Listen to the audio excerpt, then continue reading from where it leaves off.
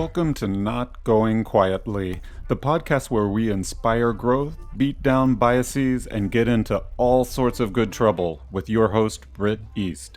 No topic is off limits as we explore ways to help everyone leap into life with a greater sense of clarity, passion, purpose, and joy. So get ready to join us for some courageous conversation, because Not Going Quietly starts right now. Hey everyone, welcome to Not Going Quietly, the podcast for outraged optimists and heartbroken healers all over the world, where we surface life's searing truths in the name of radical togetherness. I'm your host, Britt East, and I have such a fabulous featured guest today, so let's get into it. Ever since Eli Honeycutt opened his first closet door and stepped out, he knew he was destined for a life of opening and closing doors behind him.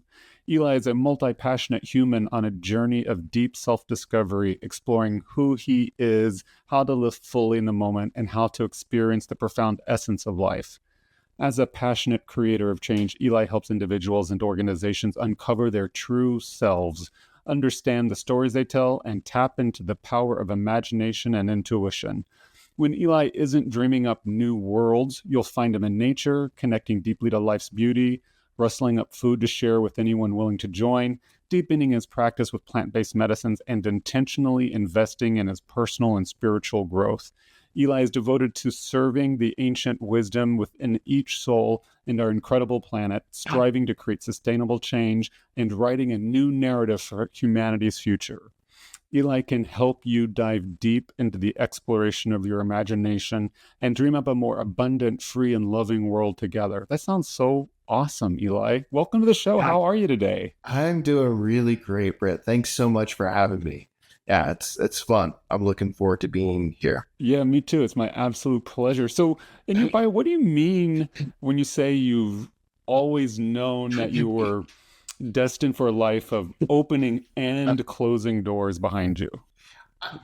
This really goes back to, hindsight's 2020, but an intuitive sense from a really young age that life was just really different. Really couldn't quite understand who I was or how I fit into the picture of, my family, friends. I was really open. I preferred to be with older people, really intrigued by what I was learning.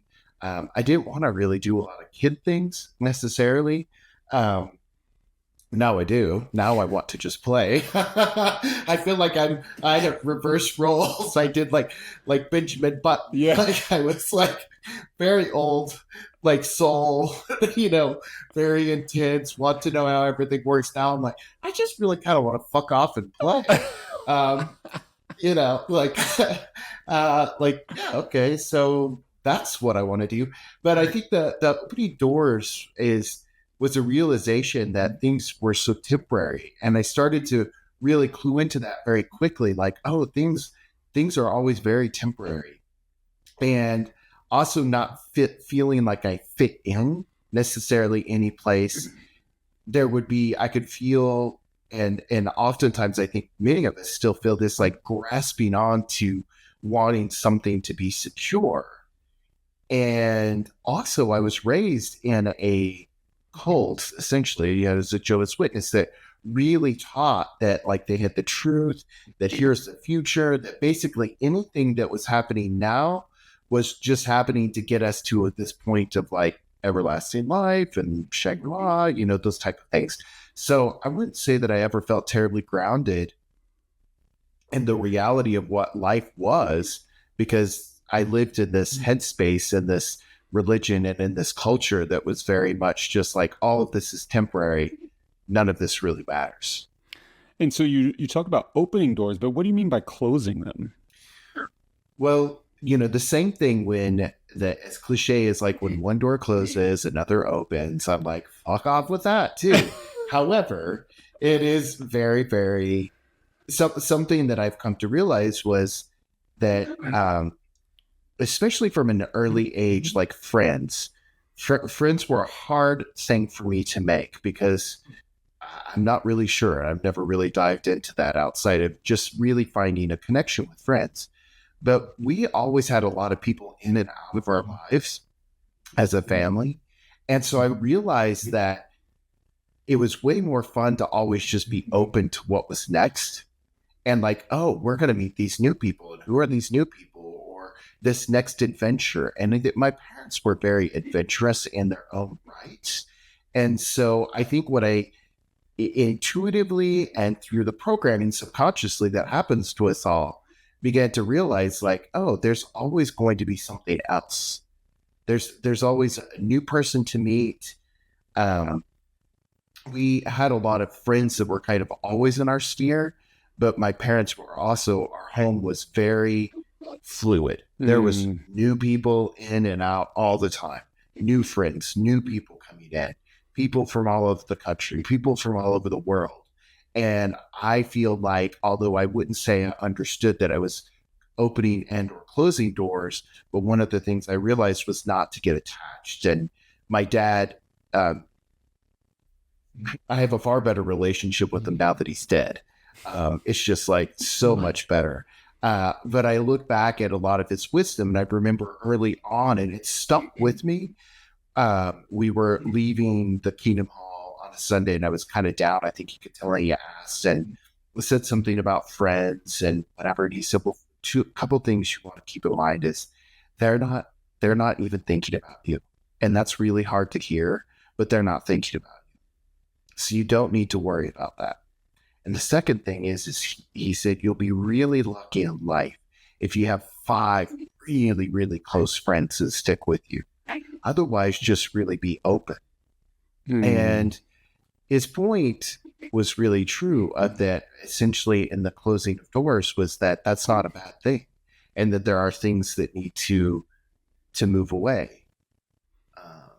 And so, yeah, I think we get really caught on this idea of once I'm in this space or I have it exactly the way I want, it has got to stay this way because it makes us feel safe, comfortable.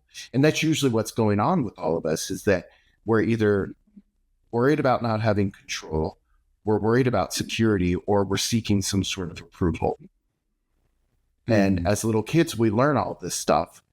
And so we're really afraid to let things die. And so really a lot of my work and what I talk about in the exploration even within myself is dying while alive, accepting this death that happens in every moment as life flows through us.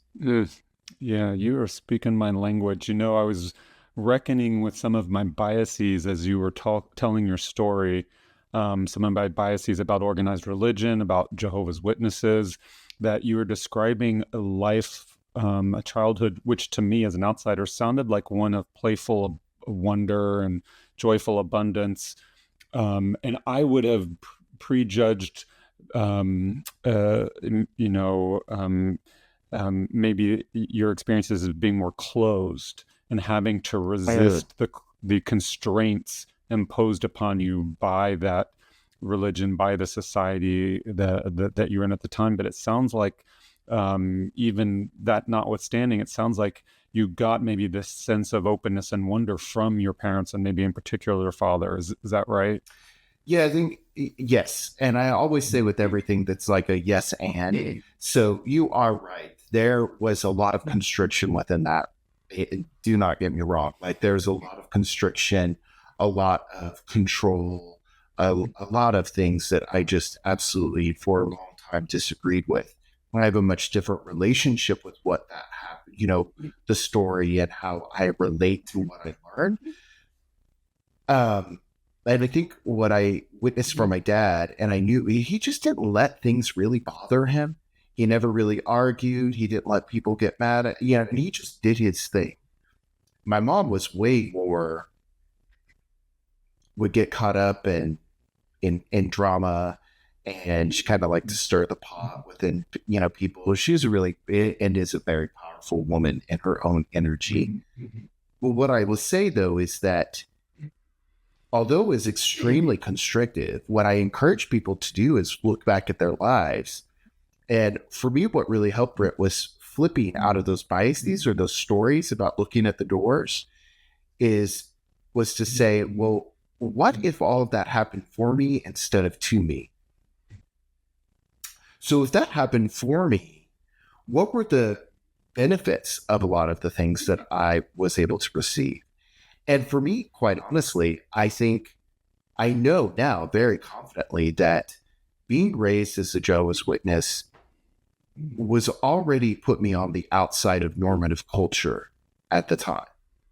We didn't pledge allegiance to the flag. So at 5 years old, I had to stand up for myself and say, I want to pledge allegiance to the flag. We were taught to respect the country, respect the laws. It wasn't that. So, but not to pledge allegiance to the flag, and didn't celebrate birthdays. And so I had to stand up and take a stand for things that most kids don't even, I mean, could I really contemplate or understand at a deep level what that really meant? No, it was just like indoctrinated in you that you have to do this. And so this has happened through religion to all of us. And even if you weren't raised religiously, you could choose to go back and really look, but you've been programmed all sorts of different things, consciously, subconsciously, right? But I think one of the things that I really valued out of it was that we were raised in a really consumerism culture. So it was always very respectful of like resources and working for yourself. A lot of Jehovah's Witnesses are self-employed. So really grew up with that kind of already on the outside of like, hey, go get a 9 to 5. We weren't raised with political factions happening within the family or within political beliefs because both sides are on the same team and they remain politically neutral. And so I didn't get caught up in all of that programming. Now I have other programming that I had to weed out and get out of my belief systems and understand what that meant, how it may be impacting me in the way that I choose, in the way that I live in life or the way that I show up. So it's a yes and. It's like, yeah, it was constrictive, but anyways, it was also very open, because one of the things, like from a racial standpoint, is if you were a Jehovah's Witness, you were a Jehovah's Witness. And not to say that there was not racism, I'm sure, within the organizations in different parts of the country or the world. But my experience was a home that was extremely open. And it was like, hey, if you're a Jehovah's Witness, you're good. If you're not a Jehovah's Witness, like, we need to save you. But if you're a Jehovah's Witness, like, you're good. So I think that I know that when we look back and we approach our stories from a different perspective or lens, then we can start to really see the benefits and start to see how those lenses, so to speak, right? I always think about it. I'm wearing glasses, but I think from the moment we're born, even before, towards partly the end of gestation, we're taking on all of this information and we're like putting on lenses. So it's like frame after frame after frame after frame after frame. And if you looked at every individual from that standpoint, I mean, they would be miles long of lenses of the way an individual's looking at life. And so I realized too that I got really observant at looking at people and understanding, like, because they didn't understand my culture. I understood the things that had happened to me because of being Jehovah's Witness or later being gay and being ostracized and kicked out. But like nobody really understood my perspective. And I was always super curious about everybody else's because it was tinged. Even if, my older siblings to younger siblings, what they experienced, there's different stories about, the family, and they experienced it differently. My older siblings did than us younger ones. So, wow, you alluded to the fact that you feel today maybe you have a healthier, more joyful relationship with your father after he died. How do you talk some about how you commune with him, what brought about the healing after his death, and maybe why you hold it in a different heart space? To not have a relationship with your parents, to really have not ever had a relationship with the man from like a deep sense of sharing, or he was, I would say, in many ways very authoritarian. It was, don't talk unless you're asked, kind of thing. don't really have an opinion. Um, it was kind of his way or the highway in many ways. So I wouldn't say that I ever really understood him as an individual, and I really didn't like being around him as much as possible. I didn't really like being around my family. In fact, my parents, my older siblings were like, they didn't know kind of what to do with you because I was like the black sheep. I went off and I would hang out with everybody else. Let me get to this point though about my dad. From the moment when they cut me off and I was kicked out of the organization, it was probably about 12 or 13 years. And I believe in that 12, 13 years, I hadn't even seen him once. And I probably only talked to him maybe one time until I found out that he was in the hospital. It was terminal and that he was going to be passing away in a couple months. So I did get to visit him before I was taking off on a big overseas trip. I knew that he would probably pass while I was gone. And, I said I could stay. And he's like, no, I really want you to go live your life. We had about 30 minutes with nobody else around. And he just was like, yeah, I really love you. Proud of you. He was very good and confident in his beliefs. We just shared a lot of stories about his family, which was really nice. It was the first time he'd ever really opened up. And I realized, like, I've always been really curious kid, but I knew nothing about this man. Nothing. Like, I didn't really know the way, outside of Jehovah's Witness stuff, and he was self-employed. No clue. And that really impacted me once he passed. I didn't realize how that really impacted me, because from a grief standpoint, I had already kind of grieved the loss of a relationship early on. But it hit me about a year and a half later after he passed of grieving that this, who was he really? Like, I didn't know him. My grandparents are dead. His parents are dead. All of his siblings had died. There's no connection to that history. Never really knew the history. And I was already in this quest of like, who am I? And uncovering it and through meditation and just moments of like stories would come in, or I would start to look at that perspective and be like, that's what he was sharing. This is what he was actually doing in his actions. He was doing it to the best he could at his conscious level, awareness level at that time. And again, it's that flip of that question from why did I, like from a victim of like, why couldn't I have had that? Everybody else had this, that, to like, what was he teaching? What was I learning? Let me look at this with a different lens. I started to really see like my love of long road trips, like driving. Like that was one of my parents' favorite things. And we would just get in the car on the Sunday. And a lot of times after church, you do a long Sunday drive out in nature and have food. Right? They were way more into nature than a lot of other people at the time. And I just equated it. I thought it was because we were poor. Like poor people, all the rich kids go to like Disneyland. They're doing all these things. We go to the fucking national parks, It's like, this is just shit. But we loved it. I mean, I loved being out, and I saw so much of the country, and went to all these random places. And so when I started to really think back, and then I looked at what other people's stories were of like, they didn't get those road trips. They had their own paths and journeys with their parents, the way that they were raised. I suddenly started to have a lot deeper gratitude and appreciation for like, oh, I love that they had a sense of adventure. I love that they wanted to be out, and that my dad, he was a hard worker and he took care of the family, no matter what. And there were hard times. And definitely as I was probably 10 on, things got a lot better. Like we definitely didn't struggle.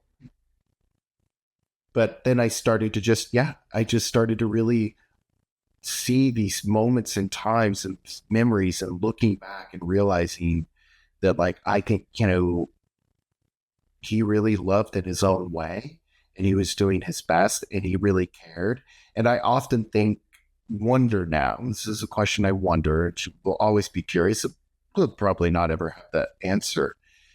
But I had a conversation with my mom, which was super rare. And it's been and probably one of our last conversations. And this happened about 3 years ago. And I finally asked her, I'm like, did Dad want kids? Because he never seemed to engage. And she's like, well, I don't really ultimately think so. I think if he could have had it his way, he's like, we would have been off in nature and just kind of out of society. I think he would have preferred that. And she's like, and not a lot of people knew him. And then she shared a moment that had happened, and I won't get into too much the story outside of it. Was a moment when I had shared very early on with my mom that thought I was gay, and it was a really traumatic conversation, and she wasn't supportive, and she was unpacking that and apologizing for that, which was like, holy shit. But within that conversation, one of the things she said, I just felt so bad, and I kept pushing you, and I kept pushing you, and I just made you do these things, which, she made me go in front of the elders, and there's a lot of other kind of really bad things that happened out of that. And she's like, but the whole time your dad was like, just let him be. Just let him be. Like, stop bugging. Let him be. And when she said that to me, I'm like, what did that mean? And she's like, what? She's like, he just kept telling me, like, let him do his own thing. And she couldn't let that go. And it was a moment where I'm like, I actually think my dad was okay with me being gay. I think he just wanted me to be okay. And I was taking care of myself. I worked, got a job, and got a car. It was like, had my shit together, so to speak, as a teenager. And when she made that comment, our memories are really not to be relied on. I think so the way that they come together. But if we do look back at these key points and our stories, and this is a lot of the work that I do with individuals and organizations, is we get these stories in our mind and then we continue to tell it. And it's just repeat. And we're reinforcing something. But oftentimes, if we can just change the perspective slightly, pull the scope out a little bit, we get to see a whole different picture. And this is really each of our own choice and opportunity to understand that this is our own unique journey and experience to get to know ourselves. And so I had fully bought into that. Like, no, this is about getting to know me, and I won't ever know those parts of him, but this is what he reflected back, and this is what I continue to reflect. And I feel him a lot of times. Like, I'll get these urges to want ice cream. I like ice cream, but that man loved ice cream. And I'll just get these strong urges, and I'm like, I follow him, and I'll get ice cream, and a lot of times I feel like he's there with me. I've been on road trips, and I feel him in the car, and I'll have a conversation with him. You may think I'm strange, but I don't think he's gone. That's my belief. I don't think he's gone. The physical part of him is, but he's still here. I kind of feel him now. So the way I'm hearing this is a story of integration, of how his spirit dances through your body today, and how his words echo through your life today, how you have recontextualized your experiences, whether adverse childhood experiences or wonderful memories, recontextualize them with less attachment, a wider aperture, lens, like you were saying. So you can experience more liberation.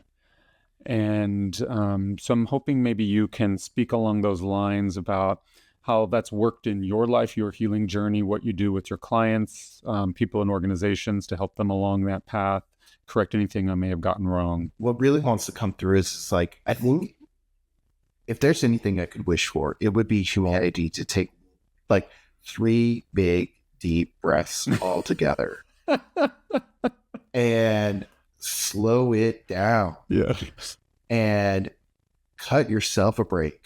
Most importantly, cut yourself a break and cut everybody else a break, because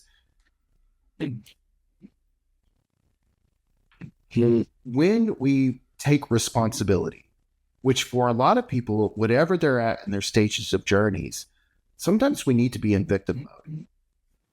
Sometimes we need to be angry. We haven't been taught how to deal with our emotions. We don't understand, maybe that even our subconscious programming has happened. I share in organizations like an iPhone or even this call. All the programming's happened for you and I to be on the video. We don't even think about it. We click a couple buttons. We don't even have to really think about that. It's just like click, click. It just happens. Same with driving a car, right?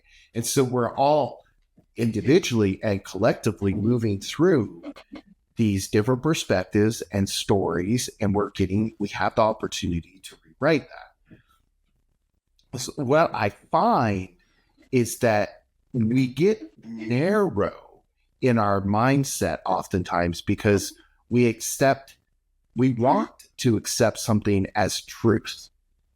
And we just hold so strongly that this is the only way, this is the truth, this is who I am, that we give ourselves no room for growth or change, because most of us are fearing the growth.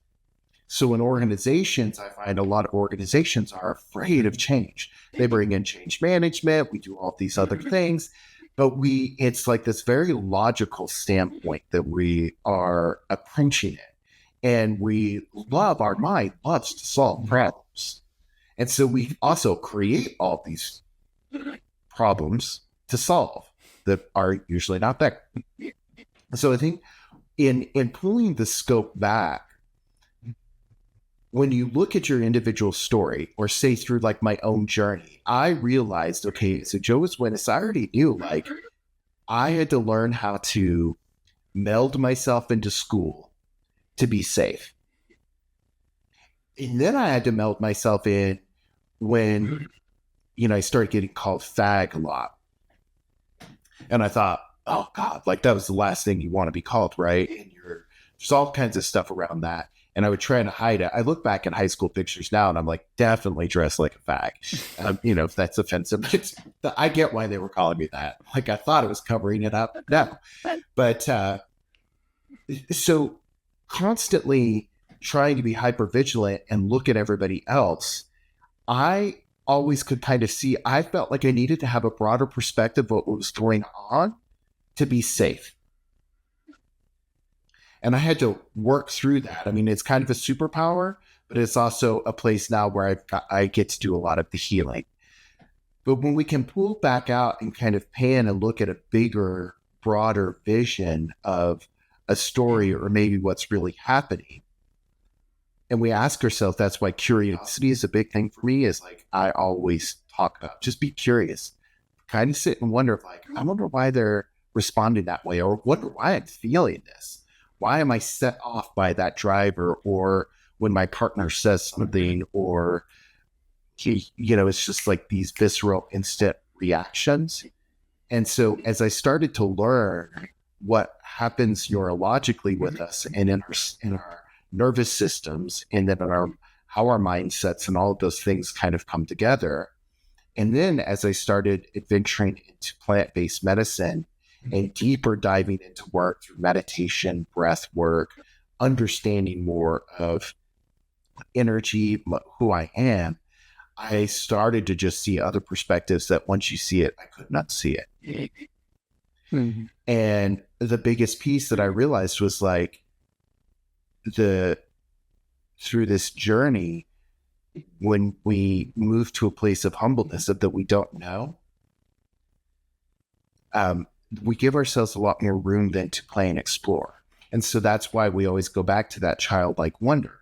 We talk about childlike wonder because there's not all these barriers, and we don't have all these, so to speak, energetic layers and lenses. There's not as many lenses that we're looking through. We're seeing a much broader view.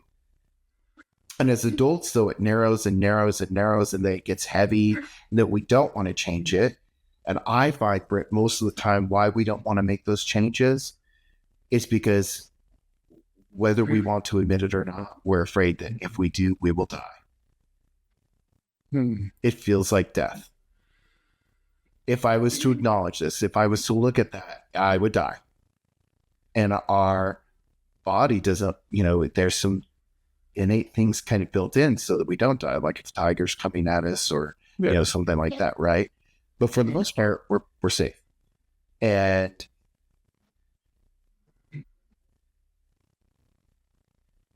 that, I think, is as simple as it is in a concept. We don't like things that are simple. And we've also been told, like, it's got to be complicated, or there's all the, it doesn't come easy. You've got to strive and work really hard. But when we look at nature, and that's why I love spending time in nature and getting people in nature and connecting with it, we see an ease and flow. Are there things that happen? Yes. Animals get killed by a larger predator, those type. But it's a natural part of it. And there's no resisting it. And a lot of world seems to be resisting those changes. And I certainly did. But if you can open up that aperture through curiosity and understand your body, that you're safe, even though your body may be kicking up all these emotions, or it's feeling all this stuff that we don't want to feel, that when you learn how to work with that, suddenly you just see things a little bit differently, and you cut yourself a break, and you're like, oh, you know what? I really don't know. Well, I thought I knew this.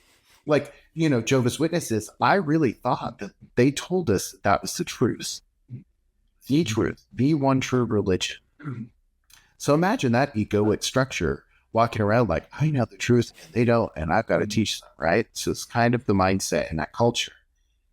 And then to be kicked out as gay when it was like, well, I now know that what they were telling me that I was a choice is not, because I certainly would not choose this, because this is painful, because I'm losing everything, and this is death, and I'm being like beat up about it inside, all of those different things.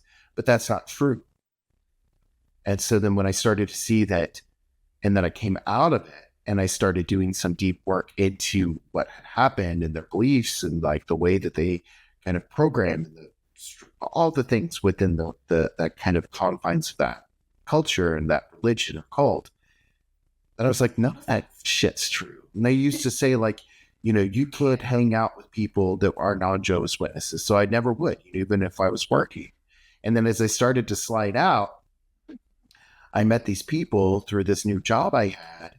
They were all so loving. They were so nice. They wanted to be there. They were great friends. They wanted to know who I was. They thought I was funny. I wasn't having to fucking go knock on doors all the time and talk about, religious Bible shit all the time. And they got me they were one of the first people, this whole group, like they knew I had never grown up celebrating birthdays. And we were having this big team meeting with all the leaders, and they made it a big birthday party for me. And I had never had that. And I'm like, well, these people aren't bad. They're really fucking cool. They're great. So then all these concepts, because I started to explore and allow myself to do that, but there was still a lot of a stuck energy that like, oh, you can do all of this, but you're still going to die at Judgment Day, because this is all just terrible. But I'm like, okay, I'm just going to do it because this is what I'm doing.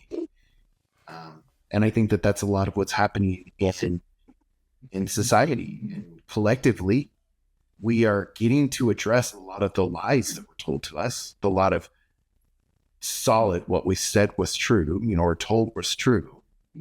And it's not. And you get to define and write your own story. But everybody's opening their books and carrying the stories of their family, the people that they're around.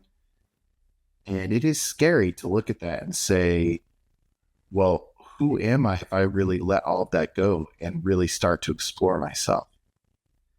Especially in organizations, because I believe really firmly that an organization is its own entity. It's like an individual.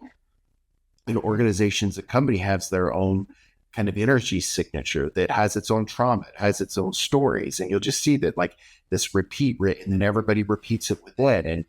So we've got all of these energetic bodies that are full of big trauma, little trauma, their own stories, whether they know that they're writing it or not, all coming together under organizations coming together on this blue planet in the middle of this universe. And, and we can't cut each other a break and start to look within and broaden the scope. Yeah.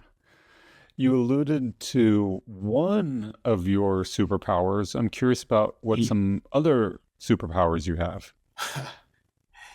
I think curiosity is a big one. Understanding the power of imagination, really understanding that. What that tool is meant to do. Einstein said, imagination is more important than knowledge. And I latched onto that when I heard it pretty early on in life, because I would always spend time daydreaming. And my parents would be like, you're just daydreaming all the time. And I'm like, yeah. Like, who wants to sit in church 5-6 times a week listening to the same stuff? Like, of course I've got to imagine. So really understanding imagination. And then I feel very confidently that not just myself, but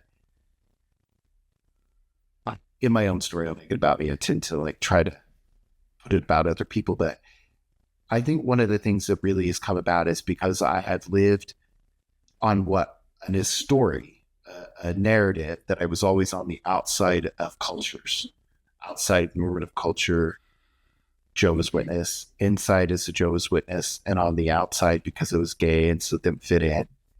And then even once I left all of those and then I came out, as queer, not long after that, I was, at a point became HIV positive.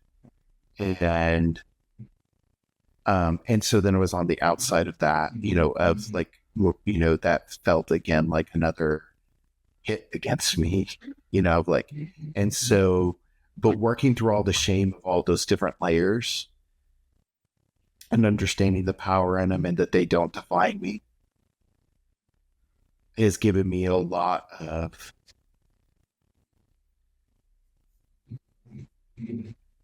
breadth of looking at other people and knowing like, dear God, I have no idea how you're looking at the world. I don't know what your story is, the trauma, the things you think are true that are not true. So I'm just going to be curious and I'm going to be open. And I don't need to convince you that I'm right or that you're wrong, but I just can be really curious about that. And I think I use these 3 words a lot: curiosity, being capable. And when I'm teaching in organizations or with individuals, capability, we've not really ever been, I feel, taught that we're all capable. We're capable of individuals of healing ourselves. Our bodies are capable of doing so much more. We're capable of handling tough conversations. We're capable of making failures and making it through. We're capable as cultures, countries, organizations, individuals, even religions, all of these big entities. We are capable of writing different stories. We're capable of making better and different, more loving decisions. And I would far rather be held capable and have to hear that I've got to make a change to grow, but that other people see me as capable. Because when we see each other as capable, like Britt is capable of knowing himself better. Britt is capable of rewriting his story. I'm not going to go to your victimhood. I know that maybe, I don't know your story, right? But like, use that example. If I focus on the victimhood, it's going to feed that cycle. But if we can say, hey, I know you're capable, somewhere in there, you are capable of overcoming these things, of overcoming the stories, of overcoming the trauma, the being disenfranchised, being humiliated, or being on the outside, or being in cultures or nationalities or religions that have been put down. We're capable. And I think that that's a really key word for us to start to hone in or hold ourselves capable. It may not be easy at times, and it can feel like you're being tossed around. But I'd far rather know that I'm capable and do something about it than sit there and just be the fuck tossed around and blame other people. And then connected, because we are so deeply connected to each other in so many different facets. This is for curiosity. I love being in an airport. From an early time, I'd be like, look at all these people that come together just for me to get on this flight. Like, it's incredible. And where was it? And then my mind goes to like, okay, who built like the bolts on the wheel, and where was that created, and where did that material come from, and all the things. Like, it's so connected that through that curiosity and understanding we're capable, then I think that connectedness is the last piece that's really critical, because that opens us up to more compassion, and to compassion internally, compassion for humans, that we can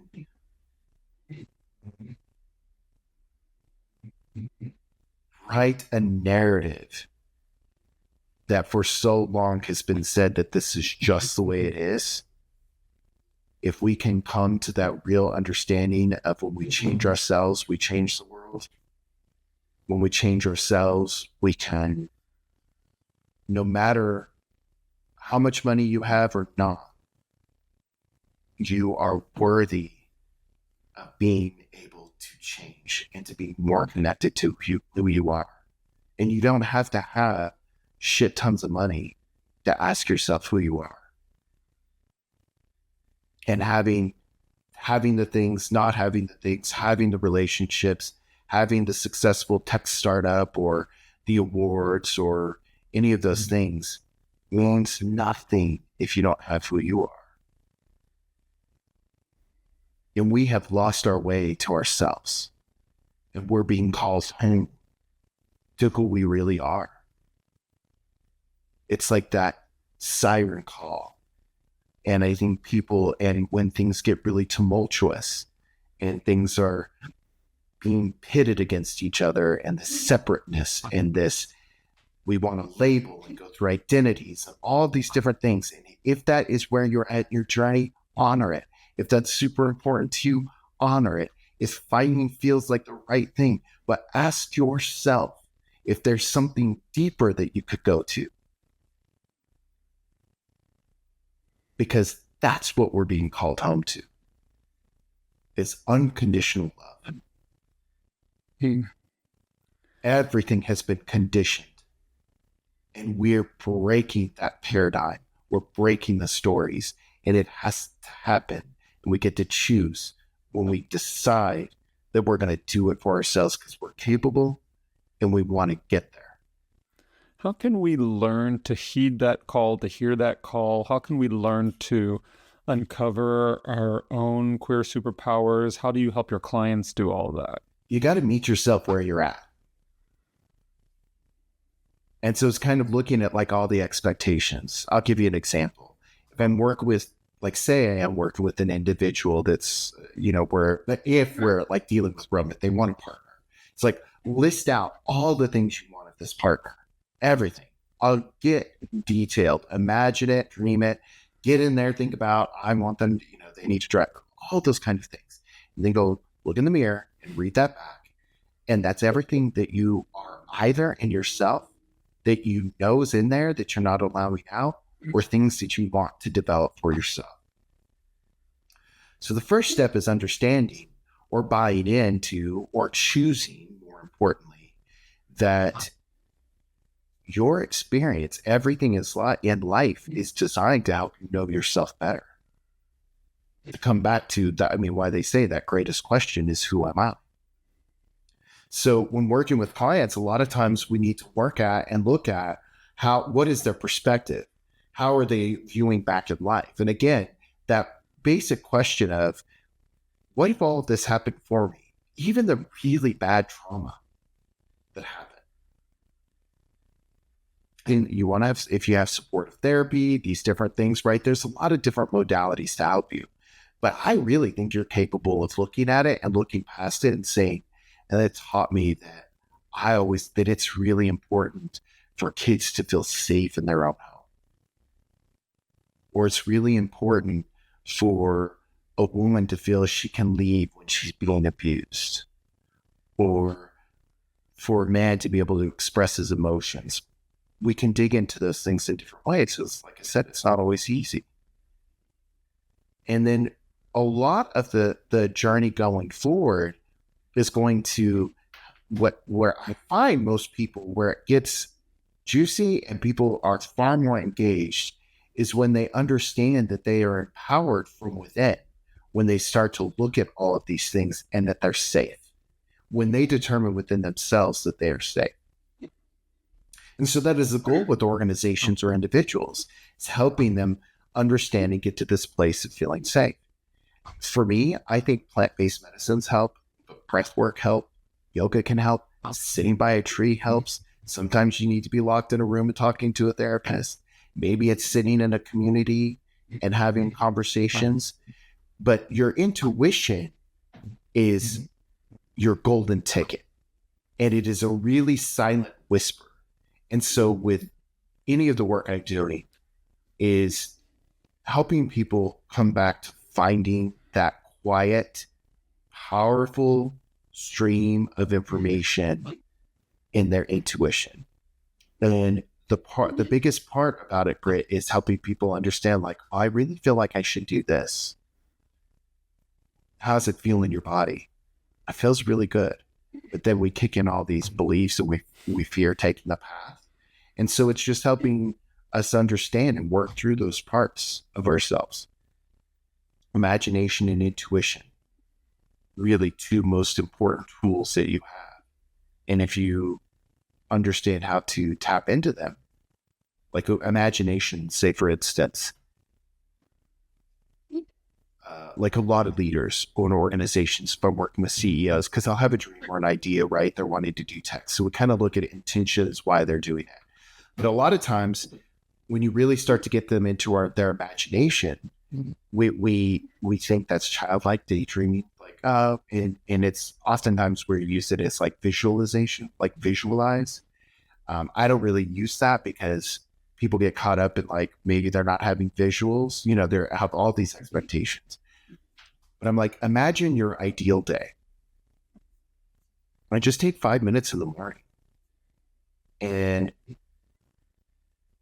what you'll find, what I find a lot of times, people be like, well, I want to get up in time. I want to get to the gym, or I want to eat food, this healthy food, and, that I want to be at work at 8, or, what have you. And it's kind of breaking down. But when you start to work with people and open and expand your imagination, so you sit for 5 minutes and let it just do whatever it's going to. And it could wander off in all these places. Just kind of watch it and be like you're watching a movie. And start to ask yourself, like, what would my ideal day really look like outside of all the other things? Because that will start to connect you. You're going to start to see things that are really important to you. So an image may pop up of a certain thing. Maybe it's working out and eating better. But really the underlying theme is maybe it's more what's really important to you is you really want to feel healthy. Or you want to feel alive, or you wanting to have better energy again. And so we typically get into like, I want the car, I want the marriage, I want all of those things. And we need to take that imagination and step it down a couple layers into what's the feeling we're going for, and why are we here experiencing this? What gives you hope? That we're spinning in space on a planet that is so far more intelligent than we've ever allowed it to ourselves to really believe, and that I know for a fact that we are just as equal as the tree that I'm looking at right now, and that the intelligence is there. Yeah. I mean, how could you not? We're suspended in this space, perfectly rotating. Yeah, we have our issues. But how could you not have hope? How could you not see the beauty in life? Right? That's what gives me hope. It gives me hope that we're seeing, I think, a lot more, just like in an individual, oftentimes there's these moments in their development or in our spiritual journey, whatever, where we go through difficult times. Maybe we seem to lose a lot, or we fight things, or things get, what we would say, bad. I think that we're experiencing so much more of that as humanity right now. Do I love it? No. But do I think it's absolutely necessary to wake us up more to who we really are? Yes. And so that also gives me hope, is that more people are starting to ask these questions, who they are. We have platforms that allow people to do podcasts like this, to have different guests on to give voices, as opposed to a couple radio shows or a couple, television stations. So we have access to information, and maybe sometimes too much information, but, like learning discernment. But the creativity of humanity and the knowledge that the what I can only imagine in my own mind of what's possible, I think if you'll just bear with me about imagination, this is what really gives me hope. We know so much logically. Now, one of the things that I love is creating a warm home for myself. And I've learned over time, as I've moved into different places, I've moved a lot.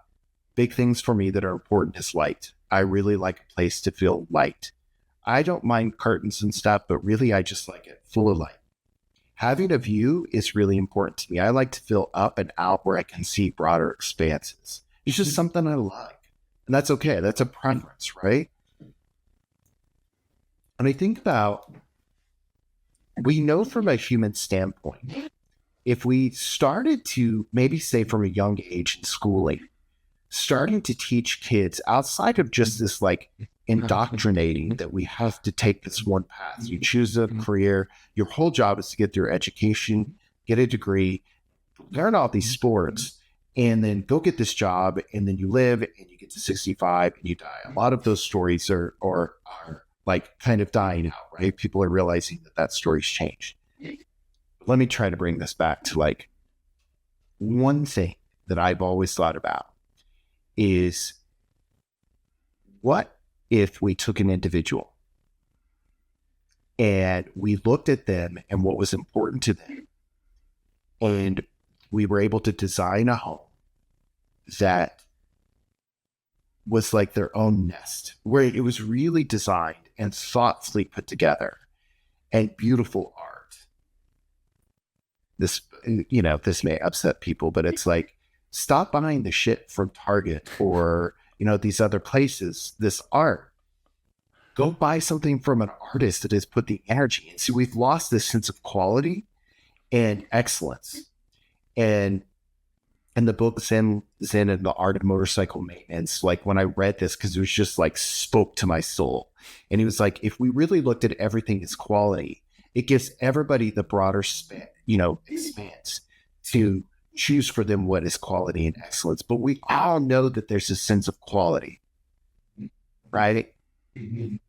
So if we designed and looked at giving everybody like their own unique talents, the things that they love. I had a friend, extremely great at organizing people's homes, loved it, and is great at it. Well, a lot of people don't like doing that, but once they have that system, and so I was trying to help him, like he was a really close friend, but he had all these deep-seated fears that he could not do something he loved and make a living. That's just one example that gives me hope. Is like, we could design homes, spaces. If you've ever had a piece of clothing tailored to fit your body that's just unique to you, like, you feel so special. We have that capability. But there's this story that's told that's like, oh, well, you got to have money. And in a current system, yes. But that's what gives me hope, is we have a shit ton of creative people who are just really starting to understand and love who they are. And we can love ourselves, then we can change and write a new story. And we can take what is a narrative and a path that is being written for us and drastically change it. That is so beautiful. Eli, it has been such a pleasure meeting you and talking with you today. I can't tell you, it's just absolutely touched my heart. We are going to put in the show notes, I encourage all our listeners to check out the show notes, because we're going to load it up with all sorts of goodies about how to contact Eli, to get in touch with him if you want to work with him, and to follow him on social media. We're going to give all sorts of links in there, so you don't have to jot anything down now. So please check out those show notes. But Eli, I just want to thank you from the bottom of my heart. It's been so wonderful to hear your story, to meet you, to learn from you. I really appreciate it. Thank you so much for having me out. It was a lot of fun. And I so appreciate the opportunity for me to just express the things that I want to express. Awesome. Well, dear listeners, you have done it. You have made it through another episode of Not Going Quietly. We could not do this show without you. We love you, and we're so glad for all of your support. Thank you from the bottom of my heart. I really appreciate you and all that you do for the world. And until next time, my name is Britt East, saying bye-bye. Thanks. You've been listening to Not Going Quietly with your host, Britt East. Thanks so much for joining us on this wild ride as we explore ways to help everyone leap into life with a greater sense of clarity, passion, purpose, and joy. Check out our show notes for links, additional information, and episodes located on your favorite podcast platform.